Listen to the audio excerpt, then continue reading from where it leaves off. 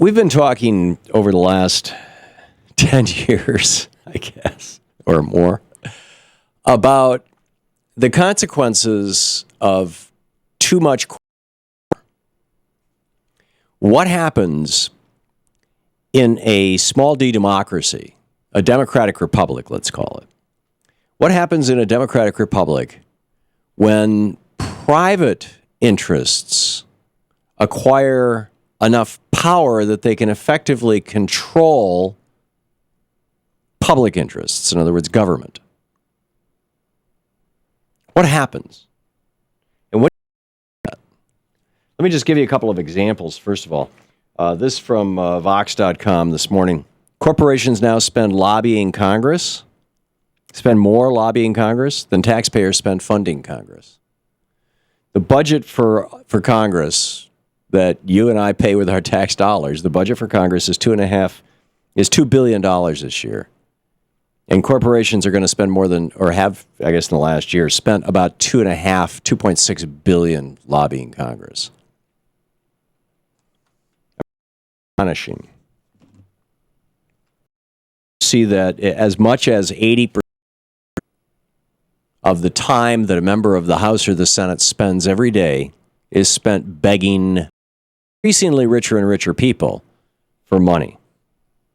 Because the richest 1/100th of 1%, right? The richest 1 out of 1,000 Americans gave 42% of political donations in 2012. It's not the 1%, it's not the 0.1%, it's the 0.01%. 42% of political donations. Direct result of Citizens United, by the way.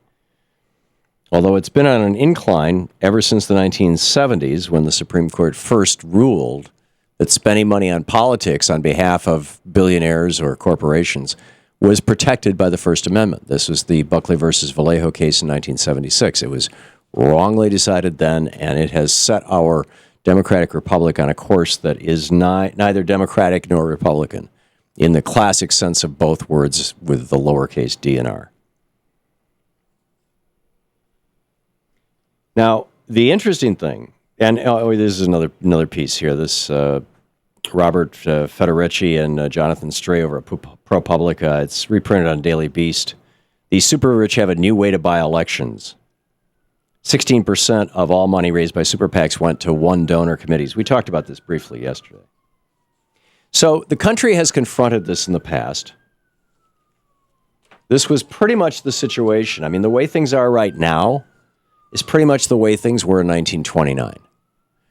There was a massive population throughout the 20s. In 1920, Warren Harding was elected on basically, this is 1920. His slogan was more business in government, less government in business. In other words, more business in government, privatize, and less government and business, deregulate. And that led to, an 8-year, 9-year boom and then a massive stock market crash, just like Reaganomics stimulated the economy, but by turning it into a bubble, which burst in 2008 and I think, is going to burst again, frankly. So what did FDR say about Warren Harding's Reaganomics policies that ruled the Harding, the Coolidge, and the Hoover administrations during the Roaring '20s? This is It's a letter to Congress, to the 75th Congress, on antitrust laws from Franklin Roosevelt. He says, unhappy events have retaught truths about the liberty of a democratic people.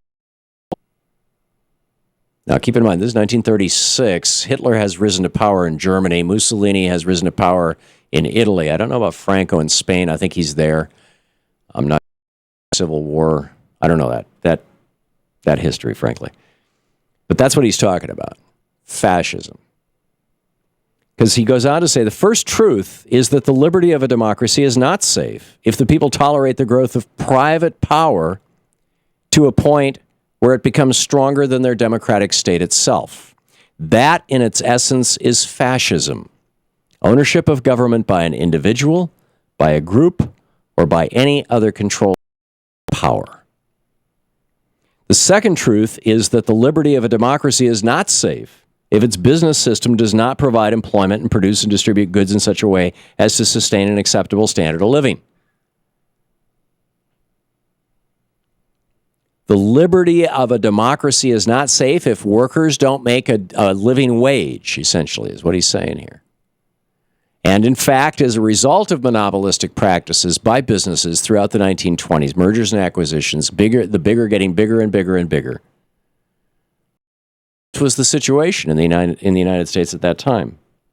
Franklin Roosevelt goes on to say, this concentration is seriously impairing the economic effectiveness of private enterprise as a way of providing employment for labor and capital. And I'd say it's the same right now. I mean, a lot of our unemployment we could track back to mergers and acquisitions. You have 5 companies that are separate companies. Each one has its own bookkeeper. Each one has its own lawyer. Each one has its own CEO. Each one has its own officers. They merge into one company, and 4 out of the 5 CPAs get laid off. 4 out of the 5 lawyers get laid off. 4 out of the 5 get laid off. 4 out of the 5 administrative staff. It's like, boom, you got a whole bunch of layoffs. So how do we go about what do we do about this? Well, FDR continues. He says, looking at the Internal Revenue statistics for 1935, he says 0.1% of corporations in America own 52% of the assets of all of them. Fewer than 5% of them owned 87% of the assets of all. 0.1% of them earned 50% of the net income of all of them. And then he goes on to add, the statistical history of modern times proves that in times of depression, concentration of business speeds up. Bigger business then has larger opportunity to grow still bigger at the expense of small competitors who are weakened by the financial adversity. He talks about how 1929 was the top year for people owning stock, because before in October of 1929, everybody, it seemed, was buying stock, right? That's what we've all been told. The shoeshine boys were buying stock.